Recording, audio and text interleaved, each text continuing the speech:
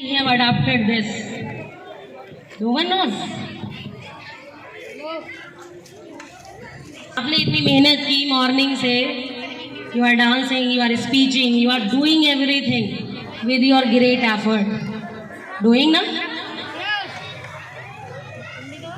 But you don't know what is the meaning of the term republic.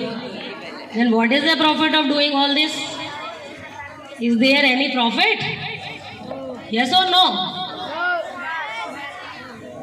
कोई भी चीज़ हम अपनी लाइफ में कर रहे हैं, एट फर्स्ट उसका मीनिंग जान लेना बहुत ज़रूरी होता है कि नहीं होता है? अगर आप ध्यान से नहीं सुनेंगे तो मैं भी नीचे चले जाऊंगी, अगर आप ध्यान से सुनेंगे तब मैं आपको आगे बताऊंगी. Do you want to listen carefully और not? Okay then pay attention.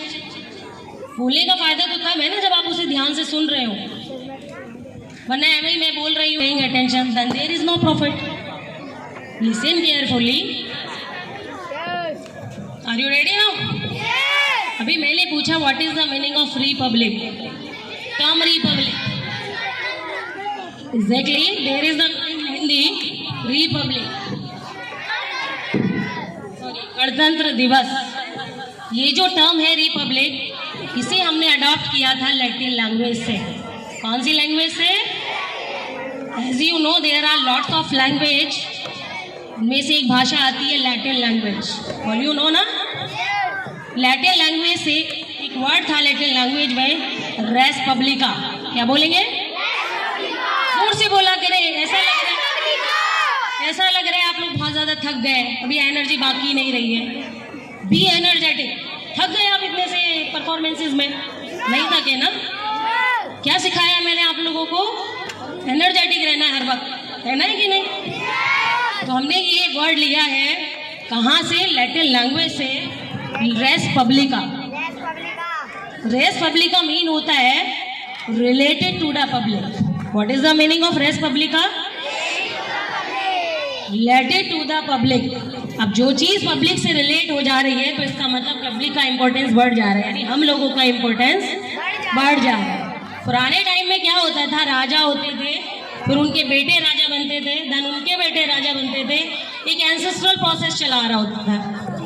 लेकिन जब हमारा देश आज़ाद हुआ 1947 में, उसके बाद हमारे यहाँ के लोगों को जो भी फ्रीडम फाइटर्स थे या ग्रेट पर्सनालिटीज़ थे, उनको ज़रूरत महसूस हुई क्यों ना अपने देश के लिए भी एक संविधान रेडी किया जाए. क्या रेडी किया जाए बच्चे लोग? संविधान, जिसको आप कहते हैं कॉन्स्टिट्यूशन. क्या कहते हैं? कॉन्स्टिट्यूशन. आज़ादी के बाद 2 साल 11 महीने और 18 दिन. क्या बोला मैंने अभी? 11 महीने और 18 दिन लगे हमारे ग्रेट पर्सनालिटीज़ को, एज जवाहरलाल नेहरू और भी बहुत सारे, भीमराव अम्बेडकर, राजेंद्र प्रसाद, इन सबको इतने सालों का वक्त लगा, 2 ईयर 11 मंथ और 18 डेज अपने संविधान को रेडी करने के लिए. हमारा संविधान सभी देशों में सबसे बड़ा संविधान माना जाता है. मालूम है आपको ये सब? हमारे देश का संविधान जितनी भी कंट्रीज हैं, सबसे बड़ा संविधान ब्रिटेन रिकॉर्ड में सबसे बड़ा माना जाता है. और इसको लिखने के लिए, इसको बनाने के लिए हमारे देश के ग्रेट पर्सनालिटीज़ ने 60 देशों का संविधान पढ़ा था. कितने देशों का? 60 देशों का संविधान पढ़ा था. 60 देशों का संविधान पढ़ने के बाद जितनी भी इम्पोर्टेंट चीज़ें या जितनी भी फेवरेबल चीज़ें उन्हें लगी कि इंडिया के लिए ठीक है, वो सब उन्होंने अपने संविधान में लिख डाली. कहाँ पे लिख डाली? संविधान में. तभी आप आज यहाँ पे रिपब्लिक डे मना रहे हैं. हर पर्सन को मॉरल ड्यूटीज़ दी गई, फंडामेंटल ड्यूटीज़, फंडामेंटल राइट्स दिए गए, जिसकी बेस पे आज सब लोगों को फ्रीडम है. Freedom to speech, right to take education, है कि नहीं है? अब आप लोग जो है बिल्कुल फ्री हैं. आपका जहाँ मन होता है वहाँ एडमिशन लेते हैं, आपका जहाँ मन होता है आप वहाँ पढ़ाई करते हैं, आपका जब मन होता है आप डांस करते हैं, आपका जब मन होता है जो मन होता है वो करते हैं कि नहीं करते? ये सब क्यों पॉसिबल हो पाया? क्यों पॉसिबल हो पाया? Because of our constitution. क्यों हो पाया भाई? हो पाया कि नहीं हो पाया? तो हमें क्या करना है, अपने कॉन्स्टिट्यूशन को रिस्पेक्ट देना है कि नहीं देना है। चलिए, ये तो हो गया कॉन्स्टिट्यूशन के बारे में। अब मैं पूछना चाह रही हूँ, what are the characteristics of constitution या दिस वर्ड रिपब्लिक। ये जो वर्ड आता है रिपब्लिक, इसके क्या कैरेक्टरिस्टिक है, क्या विशेषताएं, क्या फीचर्स हैं? Anybody knows here? No one? No. सबसे पहले हमें फ्रीडम मिली वोटिंग की। जैसे मैंने अभी बताया, पुराने टाइम में क्या होता था, राजा होते थे, फिर उनके बेटे राजा होते थे, फिर उनके बेटे राजा होते थे, एक प्रोसेस चली आ रही होती थी, किसी दूसरे को कभी मौका ही नहीं मिला।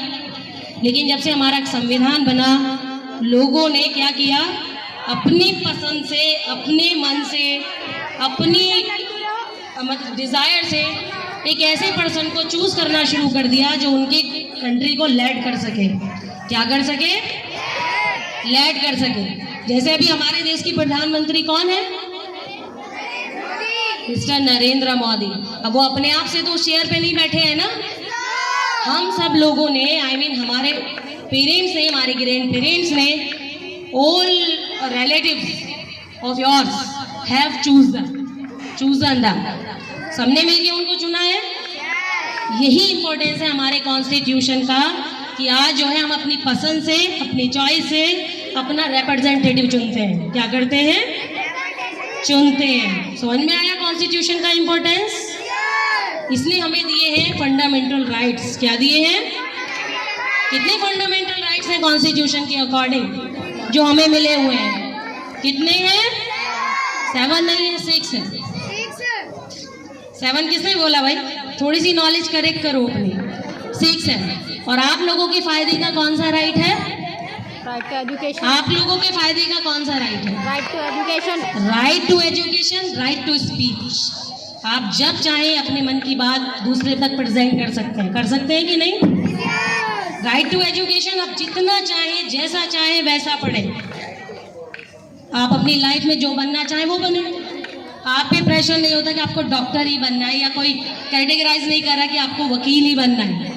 आप वो बन सकते हैं जो आप अपनी लाइफ में बनना चाहते हैं। चलिए, ये बहुत लॉन्ग टॉपिक हो जाएगा, ये हम कभी क्लास में डिस्कस करेंगे, जैसे हम एज यूजुअल करते आ रहे हैं।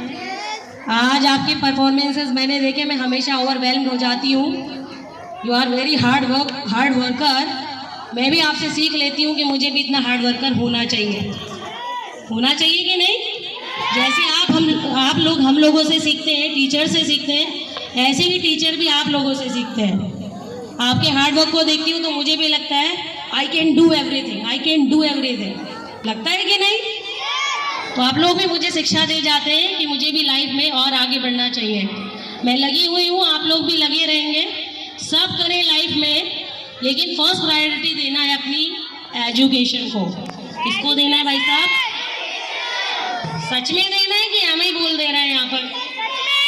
ये मेरी कंप्लेन हमेशा आपसे रहती है, आप हर चीज़ में आगे जा रहे हैं, अभी एजुकेशन में मामला पिछड़ा हुआ है, तो उसको भी तो इम्प्रूव करना है ना। कब करेंगे बेटा? ये टाइम एक बारी वेस्ट हो गया या निकल गया तो आप इसे वापस नहीं पा सकते।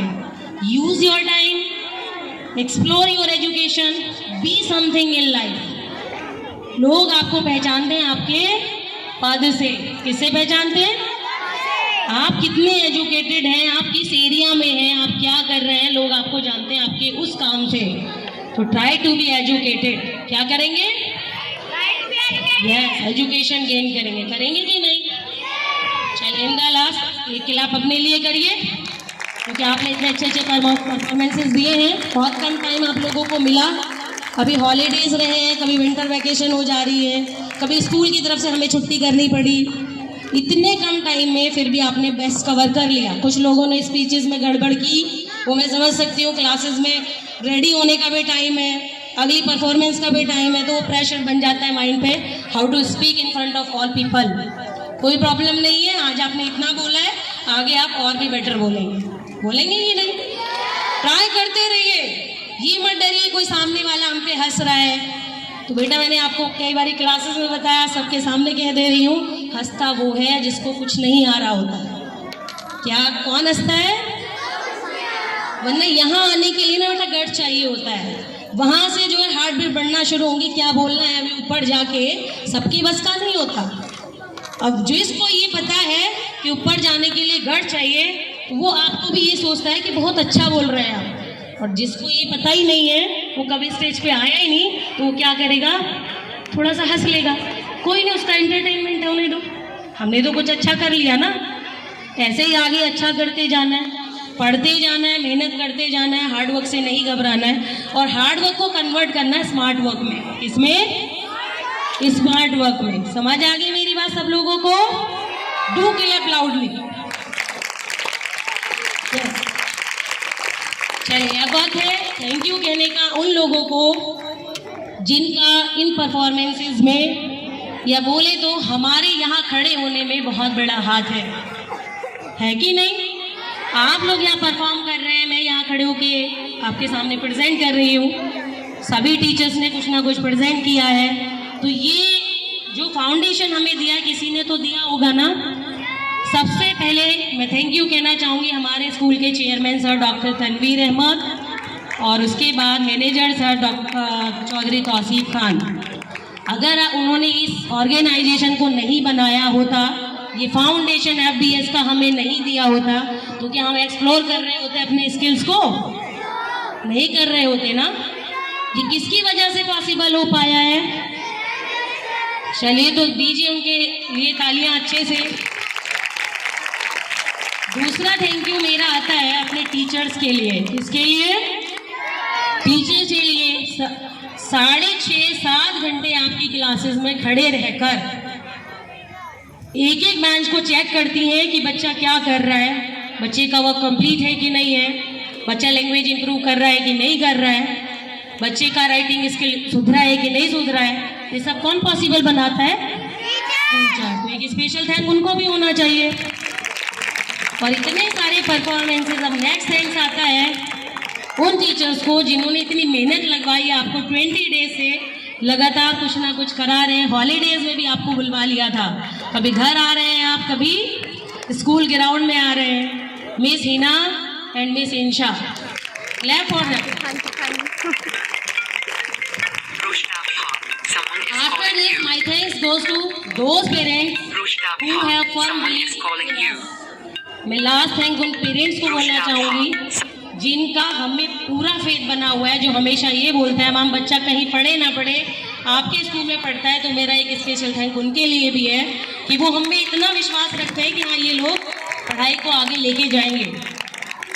उनके लिए भी कीजिए, इतना सस्ता तालियां मत दीजिए।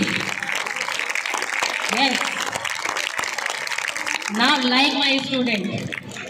चलिए, वक्त हो चुका है एंडिंग का। बातें तो हमारे बीच बहुत सारी होती रहती हैं हर रोज़ पोडियम पर, क्लासेस में, फिर डिस्कस करेंगे सब चीज़ें। लॉन्ग टाइम भी हो गया है, अभी आई थिंक 3 o'clock होने जा रहा है। आप लोगों को भी घर जाना है, मॉर्निंग से आप यहाँ पर हैं। अभी स्वीट डिस्ट्रीब्यूशन का वक्त है, ठीक है? प्लीज़ मैं रिक्वेस्ट करूँगी कोई भी भागदौड़ ना लगाए। जो पर्सन जहाँ बैठा है अपने प्लेस पे बैठे रहें। हमारे बच्चे या हमारे टीचर्स वहीं आएंगे, आपको स्वीट डिस्ट्रीब्यूशन करेंगे। प्लीज़ कोई भी डिस्टर्ब करने की कोशिश ना करें, वल्गैरिटी ना फैलाए, डिस्टर्बेंस ना फैलाए। I extremely request you.